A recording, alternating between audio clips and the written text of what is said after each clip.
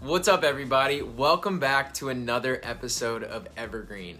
In this week's episode, we're talking about what makes a perfect break, some growing pains at Peloton, and my favorite podcast so far this year. So, without further ado, let's dive in.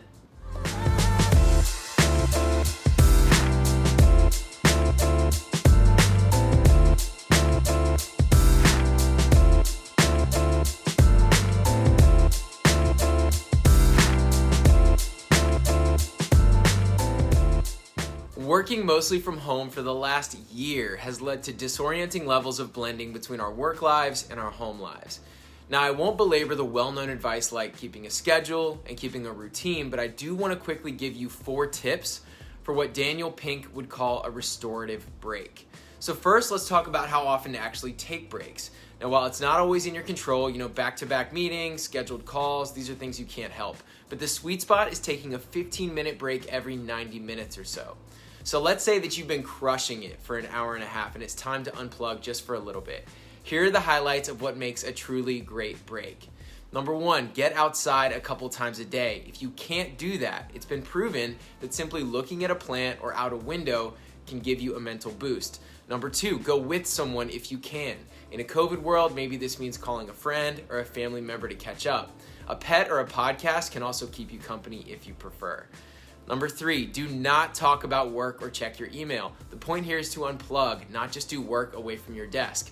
Social media is also good to avoid since they're typically sources of distraction, not restoration. And number 4, do something that will be over by the time your break ends. Reading an article, watching a YouTube video, going for a short walk, these are all things that would be great options. There is no shame in taking time to recharge. Working nonstop for 10 hours a day will lead to burnout and overall low quality work. So when it comes to breaks, in the words of Tom Haverford and Donna Meagle, treat yourself.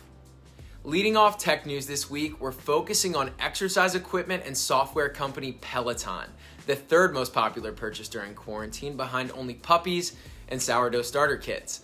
According to the New York Times, after quadrupling in value to more than $40 billion during the pandemic, Peloton is now experiencing some serious growing pains.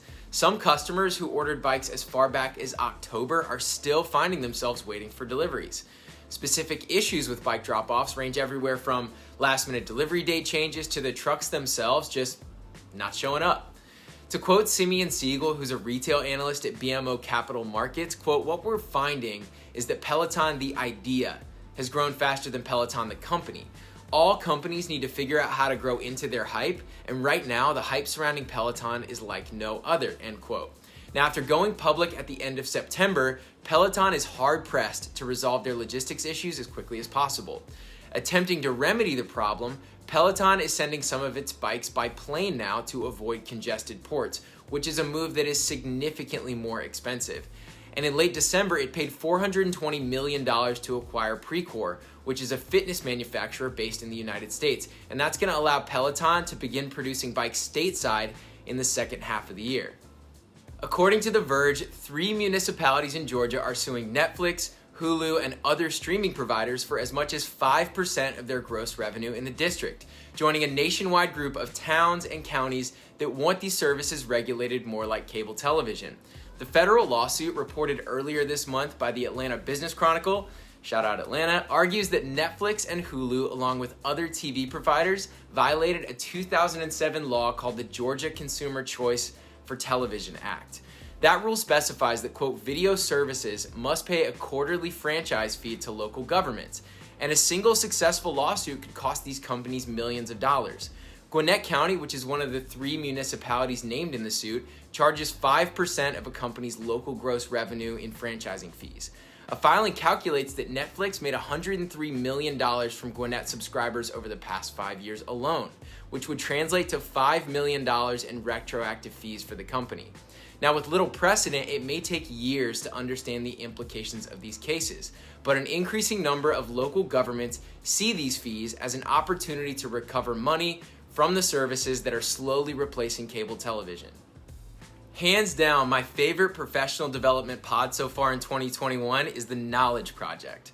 Created and hosted by Shane Parrish of Farnham Street, the Knowledge Project allows you the simple but game-changing opportunity to, quote, master the best of what other people have already figured out, end quote. My favorite thing about Shane, the host, is not just the topics he dives into, but he lets his guests shine in a way that you don't really hear on every podcast. He'll ask a great question and then sit back and listen. Some of my favorite recent episodes include Randall Stutman on admired leadership and Hannah Fry on the role of algorithms. You can find The Knowledge Project anywhere that you listen to podcasts.